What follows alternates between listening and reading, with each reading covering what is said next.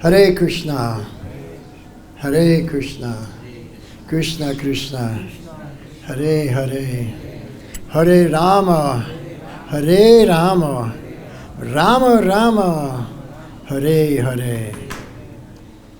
So it's an honor to be here in the association of all the devotees here who are very dear to Srila Prabhupada, because Srila Prabhupada is very dear to them. And this is what Krishna says in the Bhagavad-Gita, that my pure devotee is very dear to everyone and everyone is very dear to him. So I first came to Vrindavan in 1975 from Los Angeles Temple, and I was very fortunate in Los Angeles Temple because I got a lot of association with Srila Prabhupada. He came to LA 3 times in just the first 6 months of 1975.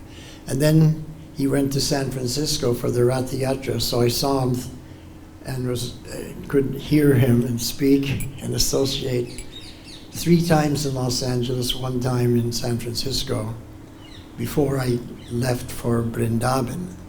And how I came to Vrindavan was that after Prabhupada had left Los Angeles, about July or something of 75, then a couple of weeks later, he sent a message that any devotees who had a British Commonwealth passport, please come to Vrindavan. So I had a British Commonwealth passport. So I went to my temple president, showed him my passport, and of course he didn't want me to leave. But Prabhupada had asked, so he gave his blessings. And so I came to Sri Vrindavan Dham later that year, 75. And Prabhupada was here. It was very nice. So the temple had only been completed, and there was a grand opening on April 20th, 1975. And then Prabhupada had gone on tour. While he was on tour, our god sister, Devi Shakti, and Prabhupada's dear friend, Bhagavad-Gita, decided to make this a very nice garden and sitting place for Srila Prabhupada. So Bhagavad-Gita took Devi Shakti to various places in Vrindavan and to get different plants. They also got a kadamba tree, and they also got a tamal tree. Then in about between May and August, so let me say June perhaps, one English devotee came, Charanarvindam, and he loved the idea of putting the garden. So instead of just having plants, he said, we have to have a fountain. So he made this lotus fountain and a place for Prabhupada to sit with a nice covering. He made that also. Now originally the fountain was a little more simple, but he wanted it to be a lotus fountain. And in order to be a lotus fountain, you have to have lotus flowers. So he went out and he got lotus seeds and he planted them. He was really into it. And Prabhupada very much would enjoy coming to this garden and sitting here. It's very quiet, very peaceful, and perhaps it reminded him of Goloka Vrindavan. He liked it very much. So Charanaravinda and Devi Shakti, they got a lot of mercy from Srila Prabhupada for so many reasons, but especially for building this garden. And when I was in Los Angeles, Prabhupada had a garden there also. Not as nice as this one. This one was nicer. But he loved the garden. He loved to sit out there. Guests would come, devotees would come, and he'd have darshans out there. So that was something that Prabhupada really liked. So he had this also here in Vrindavan. So I remember in 1975, I was living in the Brahmacharya Ashram, and I had various services. One of my services was going out and doing life membership with another devotee, Mahaksha Prabhu, who has since left his body. Very wonderful devotee. So it was the first time we had done life membership, because in America, nobody did life membership. And I remember we went to Agra. And I was thinking, oh, I could do this. And subsequently I did. Not very much, but I did. And it was a little bit successful. I'll explain that story a little later. So I was here and doing life membership, but then there was a big yajna.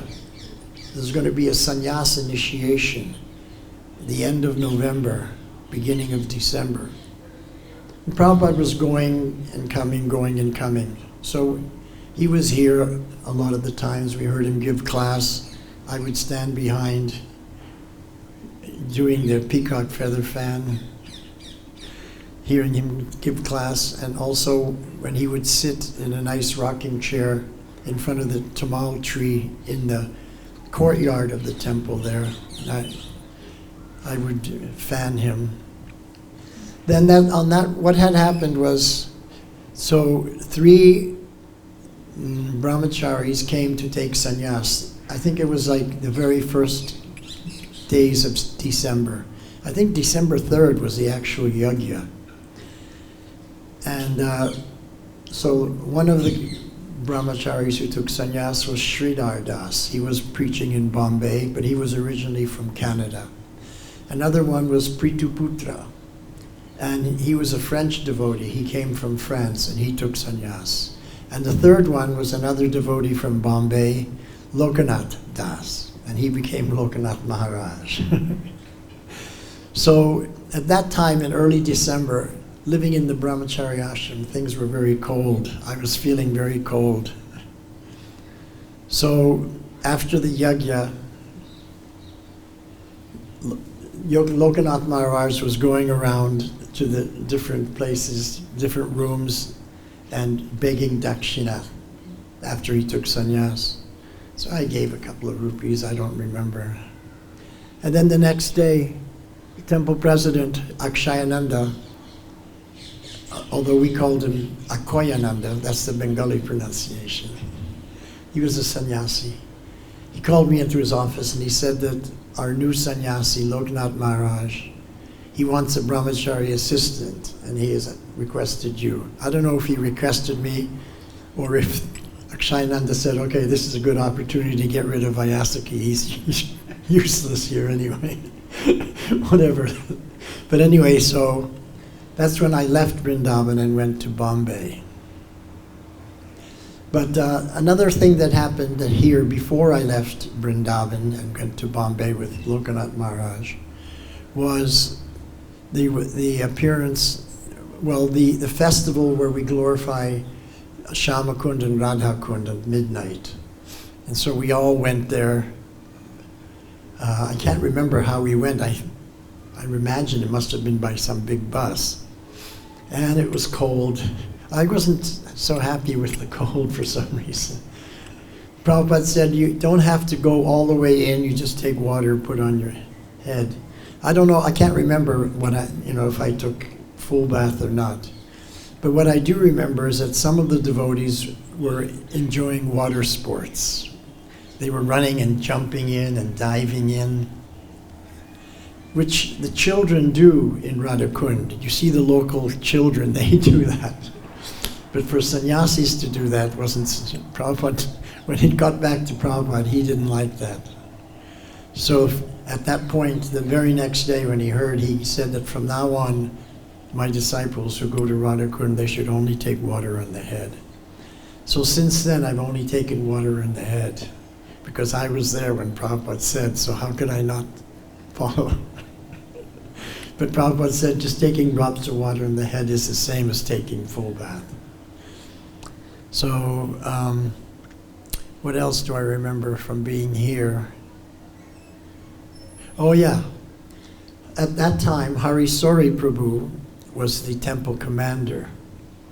So one day after lunch, he came to my room and he said, "Can you help me? We want to clean the temple."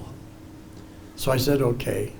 So we went into the temple room. It was about 3 o'clock. Deities were closed. Everyone was taking rest.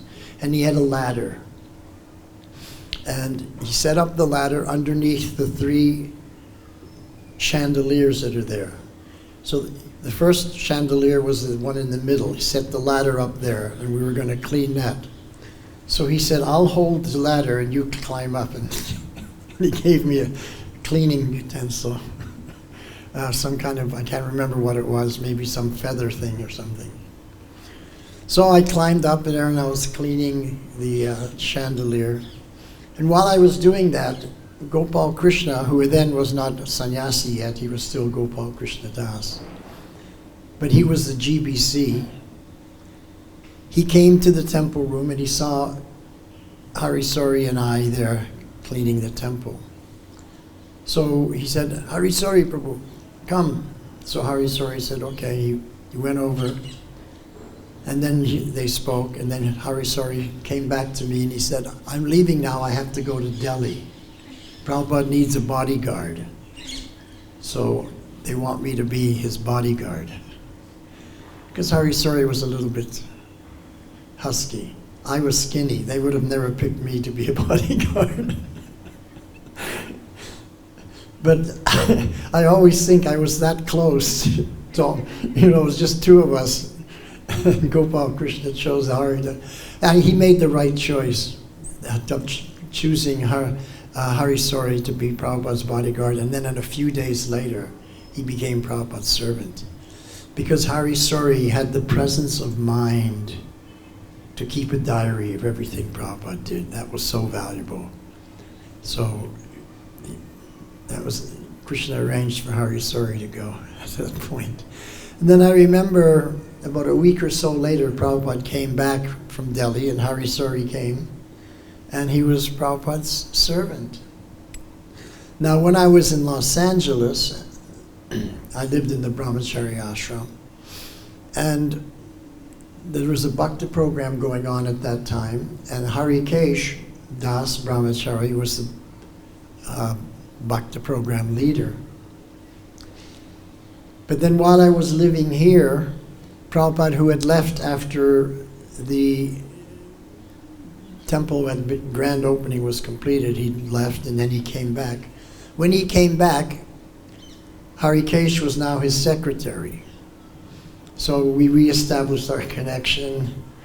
So I had a little friendly relationship with Prabhupada's servant and Prabhupada's secretary at that time. So those were just a few months that I was here in 1975. And then the first few days in December, I went with Loknath Maharaj, the new Sannyasi Loknath Swami Maharaj, to Mumbai. And when I got to Mumbai, I was very happy because it was so hot there. But it was very austere also, so many mosquitoes. So again, I was going out doing life membership. When I did life membership with Mahaksha, all I did was carry the bag. He did all the preaching. So when I went out with Loknath Swami, I carried the bag. He did all the preaching. Krishna thought, yeah, Vayasaki, he's a good bag carrier. But what happened was, after about 2 or 3 weeks going out with Loknath Maharaj, I got jaundice. I got that disease, jaundice, and then I couldn't go out anymore, and I was just lying in the Brahmacharya temple, could hardly walk even, and just lying under the fan. How we would keep cool in the heat was, you would wash your gamsha, rinse it, squeeze out a little bit of water, and then lie with the wet gamsha on you as a blanket. That was our air conditioning system, the Brahmachari, under the fan. But I would still try and go to the temple. So I would kind of hobble over to the little temple in Juhu Beach for Mangal Arti, but I was too weak to stand, so I would just be sitting. In those days, there was no big Juhu temple. There was just a big, huge foundation hole, and they were putting in the very foundation of that temple. And we lived in a little brick, small little brick temple. It would have fit easily in here, about from here to here like that. Very small. And Radharasa Bihari were in there, and they had a corrugated tin roof. And then behind, the Vyasa-san was here, and was more like a chair, not like a paka. It was more like you have a couch and two chairs, that kind of chair with cushions. And then the Radharasa Bihari were over here. So, and then behind, on this side was a little door, and behind that was a kitchen, very, very small kitchen, where they did all the cooking. One Sunday, I remember many Indian ladies and gentlemen came, because we were going out and preaching, and the devotees were going out and preaching. I was now, lying in bed, not lying in bed, lying on the floor. We didn't have beds in those days with jaundice. But I would, somehow or other get to the temple room for programs. So there's one Sunday I went because Prabhupada was going to give a talk and give class, so I went, sat down. It was the evening, it was like a Bhagavad-Gita discourse. Prabhupada, his program was morning Bhagavatam and evening Bhagavad-Gita. So on this particular evening, he stated that we have many guests here, Indian ladies and gentlemen, so I'm going to speak today in Hindi. So I was thinking, well, I don't understand Hindi. So I got up and I was going to leave, and Prabhupada said, no, please stay. Even though you don't know the language, the sound vibration itself is purifying. So I sat down and got the purification of Prabhupada's sound vibration, although I couldn't understand anything.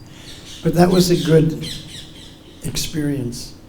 There was another time where there was a big darshan. This time Prabhupada spoke in English. And then after the darshan, so this was in Juhu, Prabhupada asked for questions. And then after a couple of questions, one man stood up. He said, Swamiji. Prabhupada said, yes. I can recite the entire Bhagavad-Gita in 1.5 hours by heart. He was obviously very proud. Prabhupada said, that is okay, but can you live Bhagavad-Gita for 1.5 hours? Now that was a very good instruction, but because we have to live the Gita, not just memorize it and speak it. And I remember Prabhupada said on various occasions that even a child can memorize things. Doesn't mean they understand it. He also, in another situation, he said that the tape recorder can also repeat the Bhagavad Gita, but doesn't understand. So Prabhupada's answer there was, it's good that you can recite the Gita, but can you live the Gita for 1.5 hours?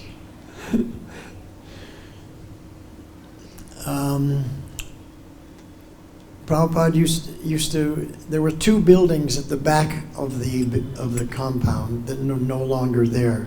One of them was the Brahmacharya Ashram on the top floor, and on the first floor, ground floor, first floor, second floor, there were people living there, families. When we took that property over, families were living there, many families. And in India, you just can't kick people out. Possession is 9/10 of the law. So, we were able to bribe some people, give them some money for them to leave, but others never did. Until finally, slowly, one by one, they left. So one building, the Brahmacharya Ashram, was on the top floor. The other building was the BBT building, and Prabhupada's quarters were on the top floor. Not on the top floor, the middle floor, and then top floor was the BBT offices. Or maybe it was the reverse, I'm not sure. But that was where Prabhupada stayed. And in the afternoons, he would come out on the terrace and we'd have darshan. And I've seen photos, Prabhupada sitting there in Bombay against the railing up on the terrace, all these white cushions and everything. So I would tell people, oh, that's in Bombay. I was there. And also I remember, speaking of this garden, going back to the garden, I remember hearing Prabhupada in the garden in Los Angeles.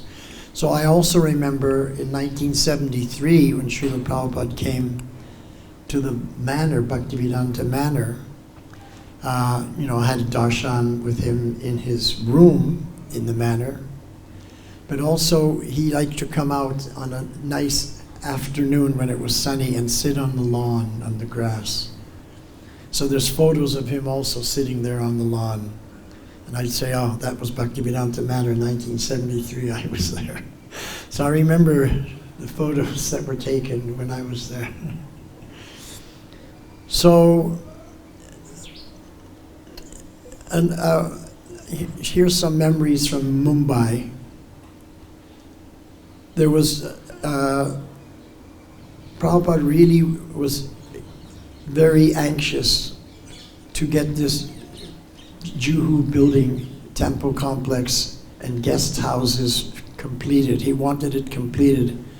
He knew that his departure was coming near, so I was there in 75. So it was, all we had was a foundation starting to go in. There's no other buildings except the one buildings where people were living. So Prabhupada wanted to ensure that they would go on. So I remember one day he had a big meeting with everybody, not just devotees who were involved in the project, but the mistries and the supervisors, the marble cutters, the architects. One of the main architect was Surabi. Actually, his original name was Sorab. I knew him as Sorab when I was living here in Vrindavan. But then he came to Mumbai when I was there, and Prabhupada gave him sannyas, and he became Surabi Palayantam Swami, the longest name of any Swami in our movement. Surabi Palayantam Swami. So everyone just called him Surabi Swami for short. So anyway, we were there, and Prabhupada wanted to have this meeting. So after the breakfast prasad, maybe around 10 o'clock or so, up in the BBT offices, he had this big meeting with everybody to fire everybody up and let them know we've got to get this temple completed. And he explained how he had promised Radha Rasa Bihari. When Sri Radha Rasa Bihari first came to Bombay, all we could offer them was this little brick building with a tin roof. And Prabhupada had gone down, offered obeisances, and said, my dear sir, please don't mind that we're keeping you here, but if you agree to stay, I promise you we'll build you a gorgeous temple. So Prabhupada made that promise to Radha Rasa Bihari Ji, and of course he fulfilled that promise because we had a gorgeous temple there. We still do to this day. So Prabhupada was having this meeting. Now, not far from the temple, you go out the gates and you turn left, and not far from there was a Bungi colony. And one lady from the Bungi colony, she used to come up every day in that building with jaru and balti for cleaning. So this particular day, she was coming up, Jaru and Balti, comes to the landing. Prabhupada's in there with everyone, firing them up about the project, but the door is open a little bit. So she looks in, she sees Prabhupada and all the devotees there. So she can't go in. Very humble lady. But she didn't leave because she needed those few rupees that she got every day for cleaning to maintain her family. So she just waited. She just stood there patiently waiting. And Prabhupada speaking. And then he kind of turns his head, and through the door that's ajar a few inches, he sees that the lady is waiting there. So then Prabhupada said, now we need to take a break. The cleaning lady has come. Every person has their area of authority. And when the cleaning lady comes to clean, she's the authority. So we all have to get up and adjourn and leave. So the Jagat Guru, who was sent to fulfill Lord Chaitanya's mission, he had to get up and adjourn because the authority had come. The lady from the Bangi colony. This is humility. Trinadapi sunichena. This was one of my favorite Prabhupada pastimes, to show his real humility. And I have a strong belief that the reason that Prabhupada was empowered to fulfill the prophecy of Sri Chaitanya Mahaprabhu is because he had that quality of humility deeper and stronger in his character than anyone else, anyone of his godbrothers or anyone else. Therefore, Prabhupada picked him because the quality that Krishna is most attracted to is humility. If you want to attract Krishna to you, then you just become super humble. And why is that quality of humility the most attractive to Krishna? Because he himself takes the most humble position. And when he sees other people taking most humble position, he thinks, oh, you're just like me. So how humble is Krishna? Well, Ishvara Parama Krishna, he's the supreme controller of all other controllers. Anadir, he's beginningless. Anadir Adi Govinda, he's beginningless, but when he begins things, he takes up his flute as Govinda. And Sarva Karana Karanam, he's the cause of all causes. So the cause of all causes, the creator of everything in existence, eternally takes the most humble position as a barefoot cowherd boy, herding cows and playing a bamboo flute.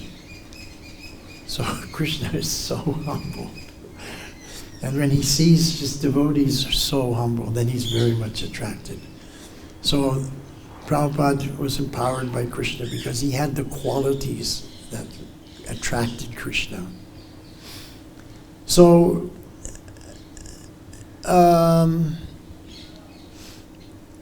then at the end of 75, because in December 75, I had gone to Mumbai, and I was out with Lokanath Swami. I got jaundice, and I think at about the end of April, my jaundice was more or less in remission. Prabhupada had spoken about how to cure the jaundice. And, I was taking it easy, no cooked food, just raw. But then the Gaur Purnima Mayapur festival was coming up. So I wanted to leave and go to that festival.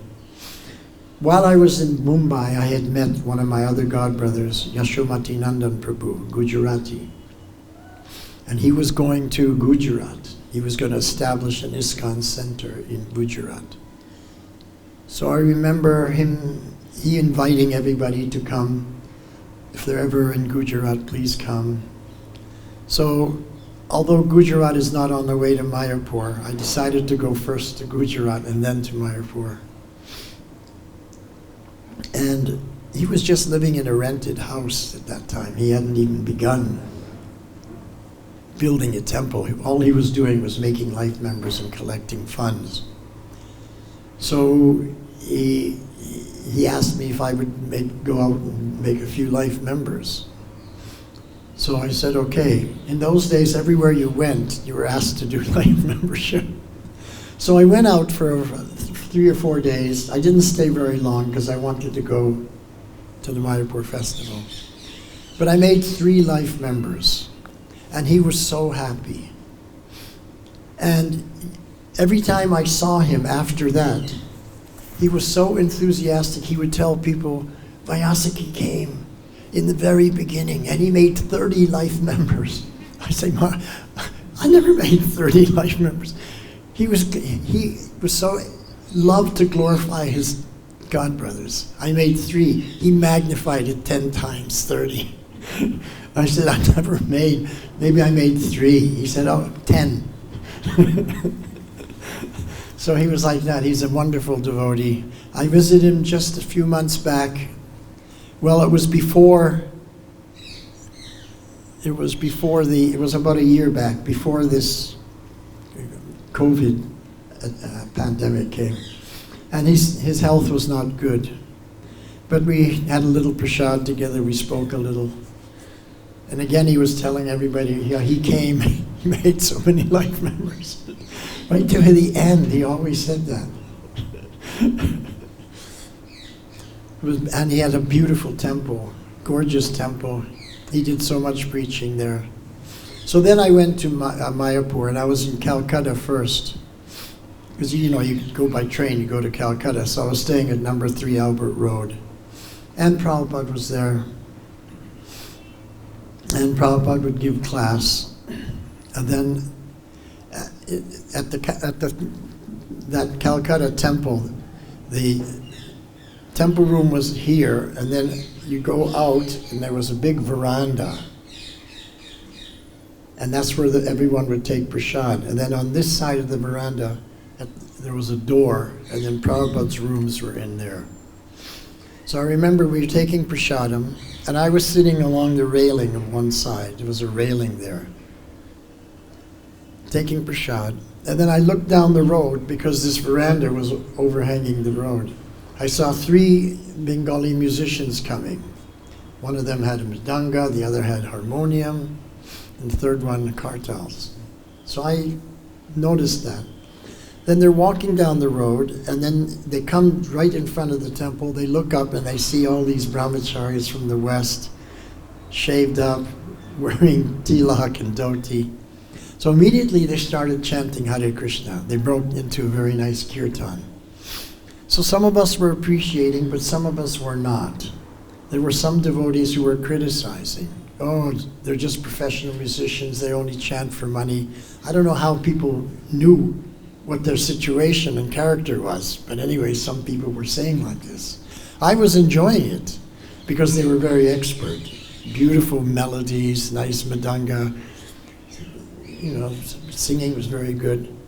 So while they're chanting Hare Krishna, all of a sudden the door opens, and out comes one of Prabhupada's servants. He walks past everybody, goes down the stairs into the street, and gives some money to these kirtaniyas. They thank him very much, and then they leave. So the people who had criticized them and said they're only professional musicians, they only chant for money, they were really upset. So when the servant came back, it was a temple devotee, but the many devotees were doing service for Prabhupada. They said, why did you give Krishna's money to these professional singers? I said, I didn't give. Prabhupada gave me some money he told me to give. Really? Why did he do that? I don't know. Please ask him, we want to know. So I said, okay. He went back into the room, and we were finishing our prasad, and we were waiting for him to come out. After about 5 or so minutes, he came back out, and everybody looking at him, what did Prabhupada say? And this is what Prabhupada said. Because we enjoyed their kirtan, therefore we become indebted to them. Pay a few rupees, clear the debt. That's what Prabhupada said. And I always remembered that. So in those days when we traveled, there was no air-conditioned deluxe cars in the trains. It was all non-air conditioned, and it was second class and third class. We would go second class, but it was like what today's third class is. And people would come when you're on the train singing and collecting money, doing different things.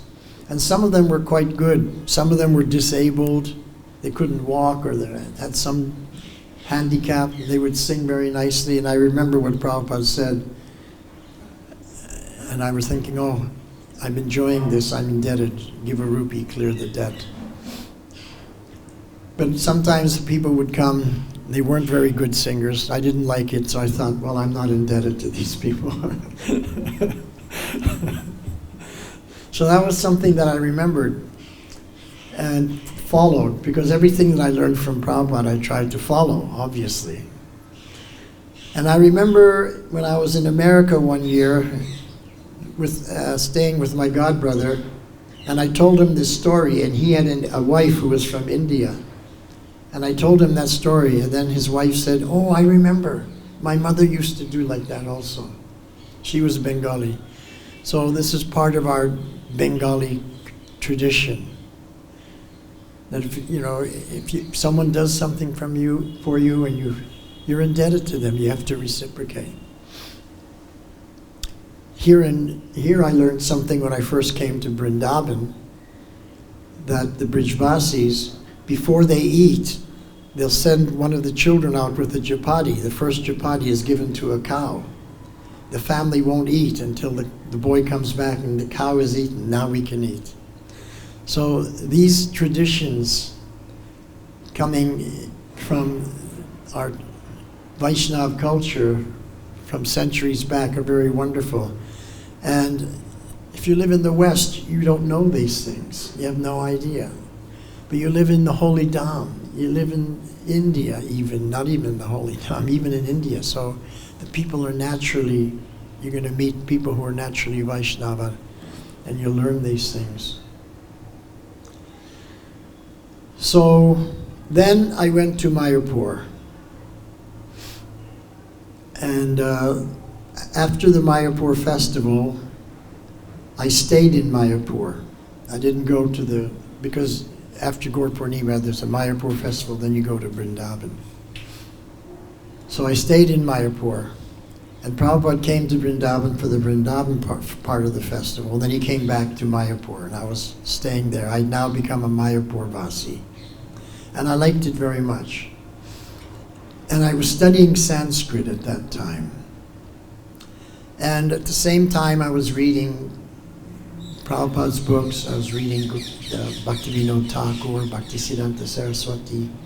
I was a little bit serious.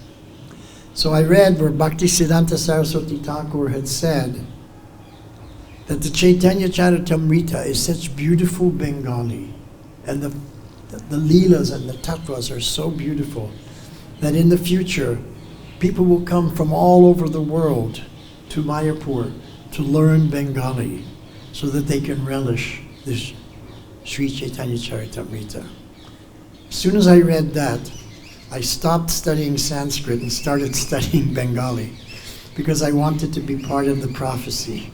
I wanted to be one of those people coming from the rest of the world that he was talking about. And it was good that I did that, because later on I was sent as temple president to open up our center in Bangladesh. And because I already knew a little Bengali, so it was natural for me to go there. Anyway, so Prabhupada came back. This is now 76 March. Came back from Vrindavan to Mayapur. And one afternoon, he went out for a walk around the campus to see how things were going. And word spread, and we all came out of our rooms to be with Prabhupada to go on this walk. And he was walking around here. And in those days, Bhavananda and Jayapataka, they were both swamis who were in charge. They were a dual, two swamis in charge. Prabhupada liked that two sannyasis were working conjointly. And they were everywhere. Bhavananda would explain, the gardens were doing this and that, and everything was explained to Prabhupada. Then we walked up to the main gate. Everything was explained about the main gate, and then we started walking down towards where nowadays they serve the poor people khichdi prasadam, but in those days that's where the devotees took prasad. On the way there, just before you reached there was a toilet. You walk down the path on the left-hand side, and it was muchi. It was very muchi. And I was thinking, oh my God, if we go past this, Prabhupada's going to be very unhappy. Anyway, we're walking along, and then Prabhupada came to that spot, and he stopped with his cane. He pointed, "What is this?" And Bhavananda said, "Oh no, Srila Prabhupada, that's not our bathroom. We don't use it. It's just the Bengalis use it. We don't use it." He said, "But why you're not cleaning?" He says, "This is tamagun. If you're not cleaning the tamagun, it means you're in harmony with the tamagun. Because if you were in sattvagun, you could not tolerate for a moment, and you would have to clean it." So this was something I learned on that morning walk, that we're in harmony with certain gunas. If you're in sattva guna, you can't tolerate something being dirty. You have to clean it immediately. But if you're in tamagun, the dirt doesn't bother you. So that was we learned these wonderful lessons from Srila Prabhupada, not only from his classes and his books, but from his personal association. How much, Prabhu? How much time do we have? 10 minutes. 10 minutes, okay. So that was in Mayapur. Now, I was never an important devotee in this movement, but one good quality that Krishna bestowed upon me was that I was always at the right place at the right time. Somehow or other, Krishna arranged I was at the right place at the right time, and so I was able to get a lot of mercy and a lot of nectar. So there was a boat called the Nitai Padakamalam. It was docked just at Hulargat, down from Mayapur on the Ganga. So in early May, it was decided that we would have a Sankirtan party, go on the boat and go down the Ganga, village to village to village. And I was chosen to be a part of that group. Right place at the right time. Satyanarayan was there. He was the pujari. I was the kirtan leader. And we had about 7 or 8 brahmacharis we were. And then Bhavananda Maharaj at that time was the leader. And we sailed, and we had 3 majis, 3 sailors who took care of all the sailing and everything. And we had a cook, Sadananda his name was. And we would sail down the Ganga, and then during the day, we'd pass a village, we'd stop, pull in, and then we'd take Gornitai out on a palanquin and have a kirtan party, march it into the center of the village, and the ladies would come out doing hula huli, and throwing batasa. And the cook, Sadananda, he carried a basket, and people would donate. They would donate rice or dal or sabjis or whatever. So that would be our daily program, and we would distribute Gitar Gan, which was Prabhupada's Bengali translation of the Bhagavad-Gita in rhyming couplets. It was beautiful. So that's what we would distribute. And then whatever we collected in that basket, when the sun was going down, we'd go back to the boat, and that's what we would eat. If we got a big collection, we would eat sumptuously. If we got a little, we would eat sparingly. Sadananda would cook up everything as a khichdi. We'd have khichdi in the evening. And I remember that the majis, the sailors that were working with us, they were Musliman. But they were friendly. They weren't inimical. it was a job for them. They saw that we were doing what we were doing, but they were taking care of the boat, sailing it and everything. But one thing I learned from them, we offered them some khichdi one time because we wanted them to get a little prasad. They asked, is there any hing in it? So Sadhananda said, oh yes, so much hing, because the brahmacharis relied hing. They refused to take it. If it has hing, we cannot eat. So we asked why. The reason they don't take hing is because it reduces your sex desire. They didn't want to reduce their sex desire, so they didn't take hing. Another thing that we used to do, we used to cook or take for prasad was red chilies. You take the red chilies and you fry them in ghee until they were black. And we called them sharks. And then with our meal, everyone would take a few sharks. We were into that. And then we would go day by day to a different village. We discovered that the villages that had cinema halls, the villagers were not very receptive. We wouldn't do very well. They weren't so enthusiastic about our kirtan parties. But the simple villages that had no cinema, they were so devotional. So we could understand how the cinema was destroying the soul, slaughterhouse of the soul.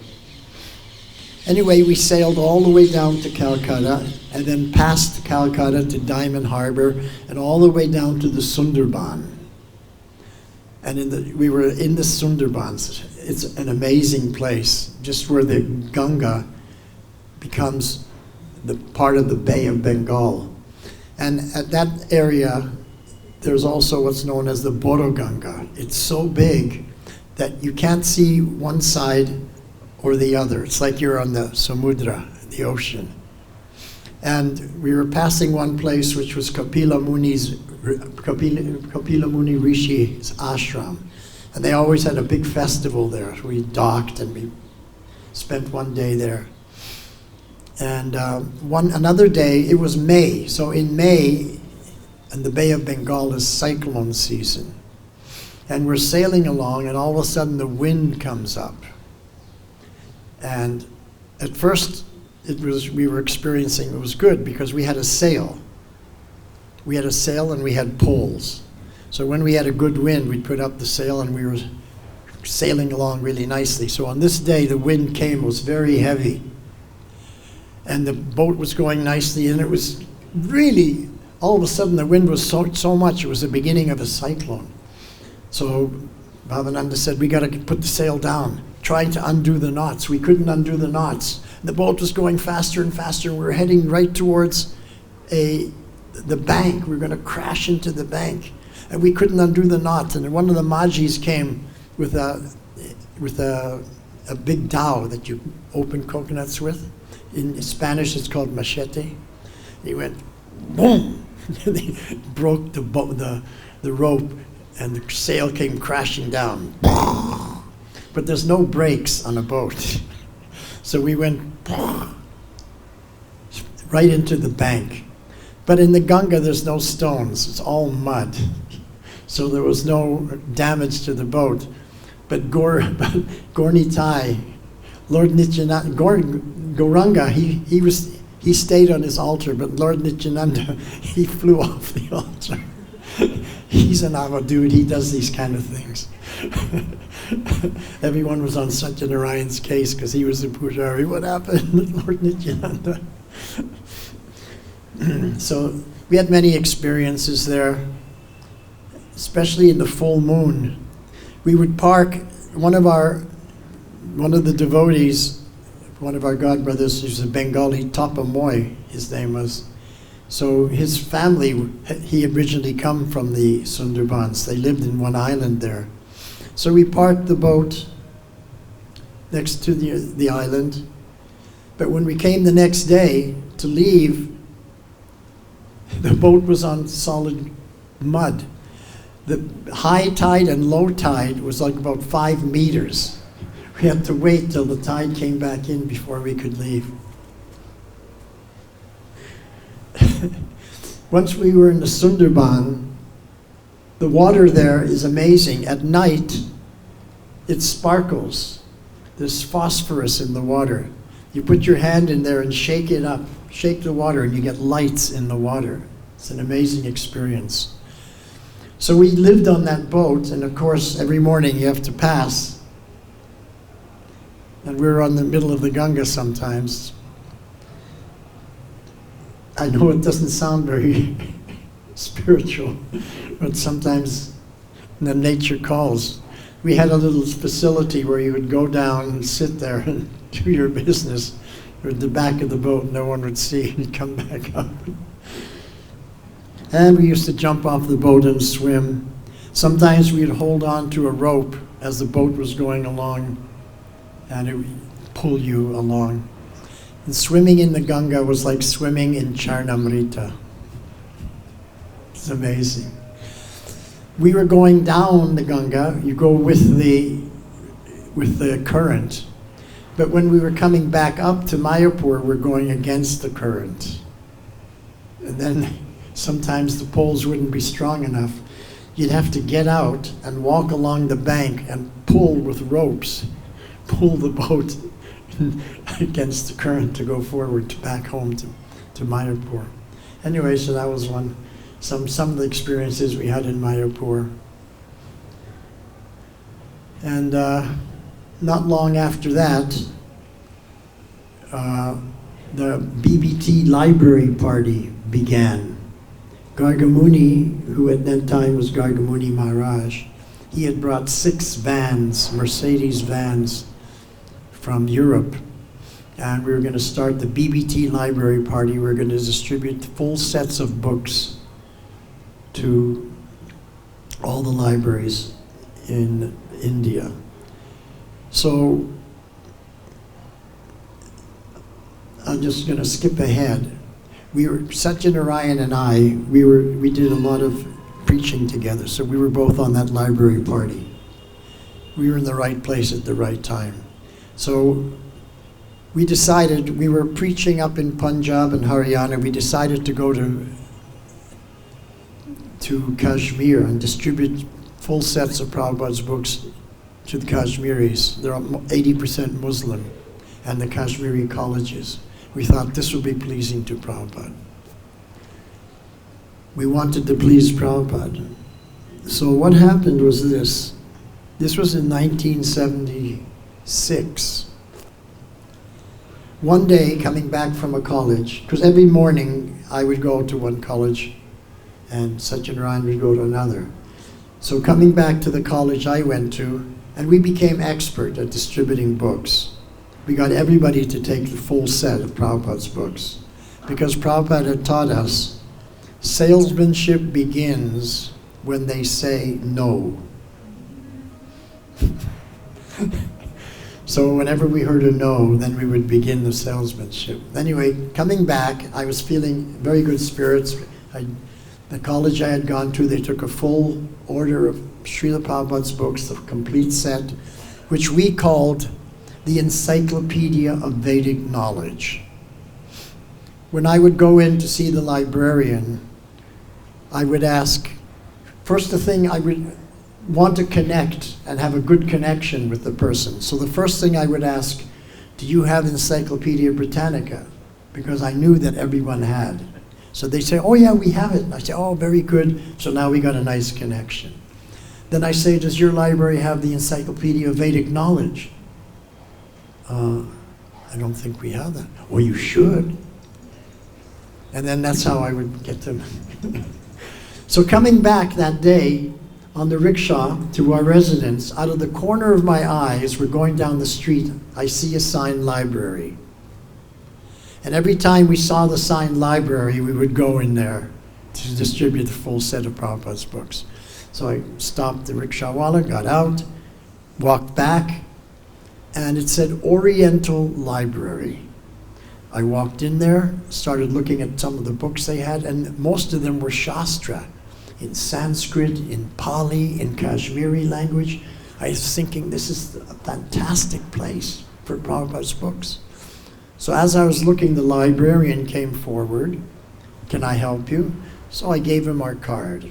We had a card. It said, Bhaktivedanta Book Trust, Vayasaki Das Brahmachari. And then in the four corners it had New York, Los Angeles, London, Bombay. Very impressive. So I gave him the card. He said, oh, can I help you? Yeah. You need to have these books, Encyclopedia of Vedic Knowledge, and I gave him a Bhagavatam to look at. So he opens it up, looks at it. Then he says, I think we have this already. So I remember Prabhupada said, salesmanship begins when they say no. So I said, no, you don't have it. I can guarantee you don't have it. These books were just printed in America. They just arrived in India. This is the first time we've ever distributed them here. So you should get them. So he said, well, let me check. So he leaves and he goes to the back of the library and through a door. I'm waiting there, and he comes back in a few minutes later, and he's carrying Prabhupada's 3 books, the first canto that he printed in Delhi before he went to America. And he said, we already have it.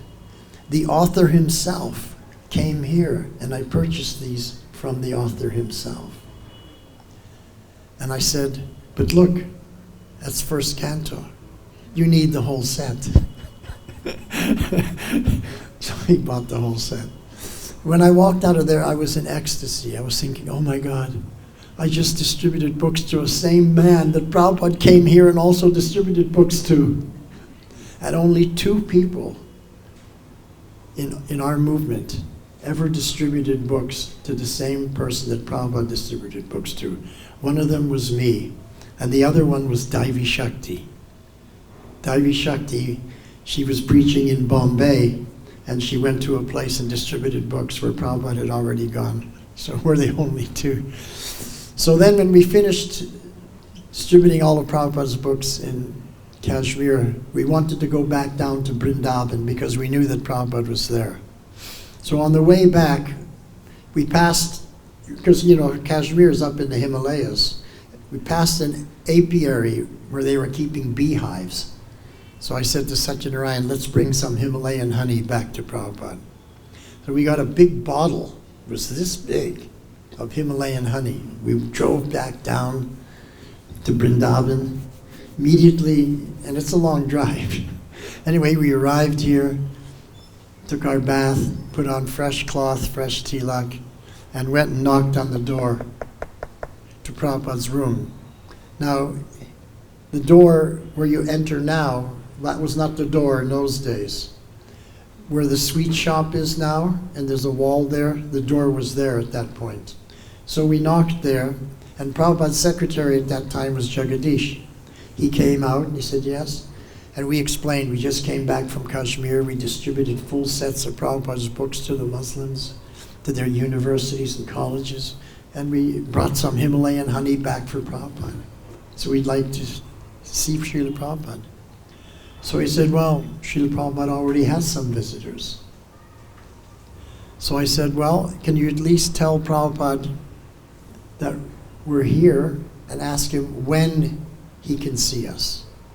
So I said, okay. So he went in, we were waiting there, and he came back a few minutes later, and he said, Prabhupada will see you now. Wow. So we came in, and 2 Indian gentlemen were there, and then they got up to leave. And before they left, Satyanarayan and I, as soon as we had entered the room, we offered our obeisances. And Prabhupada said to these Indian gentlemen, here are 2 very nice boys, as we offered obeisances. And they left, and we came. And then we explained to Srila Prabhupada that we'd been to Kashmir, and he had distributed full sets of his books. And then Prabhupada said, I went to Kashmir before I went to America. And I said, yes, Srila Prabhupada, I know. I met that place at the Oriental Library. I went there, I met that man, and he took the rest of your books, the whole set. Prabhupada was so happy. He was beaming ear to ear. I was so happy. Can you imagine the connection? Wow. And then Prabhupada said, do you remember going through the tunnel and seeing the Kashmir Valley? And his eyes opened really wide. And Satyanarayana and I, we had this Mercedes van. That's how we drove around. And we had gone through this tunnel also from Jammu to Kashmir. You go through a tunnel, and at the end of the tunnel is the Kashmir Valley. It's an amazing. And when we came out, we went, wow, what a vista. And when Prabhupada said, you remember the Kashmir Valley, and his eyes opened really wide, and I realized he also had a wow experience, just like we did. It's like an amazing view, a panoramic vista. Anyways, it was a very wonderful darshan, and sometimes Prabhupada spoke to Satyanarayan, sometimes he spoke to me, so I only remember what he spoke to me. And Satyanarayan only remembers what he spoke to him, which is normal, because that's when you're really focused. But then after about 10-15 minutes, Prabhupada ended the darshan, and he looked right at me at that time, and he said, so, wherever you go, and whomsoever you meet, you share with them this knowledge that you have received with me, and they will be benefited, and you will be benefited. And in this way, by Sri Chaitanya Mahaprabhu's order, you become Guru. And that's why I've always been traveling ever since that day. I mean, that was what, 44 years ago. So I've been traveling ever since, because Prabhupada told me, wherever I go, or whoever I meet. So that's why I'm always traveling. But my base is here in Vrindavan. In 2009, by Krishna's arrangement, I was at the right place at the right time again. And I was able to get a very wonderful home. So this is my home, this is my base. Hare Krishna. So time is up. Thank you very much for being so kind and to come and listen and patient to hear me. If anyone has any questions, I can answer. Or if not, we can continue this tomorrow. Thank you very much. Srila Prabhupada ki.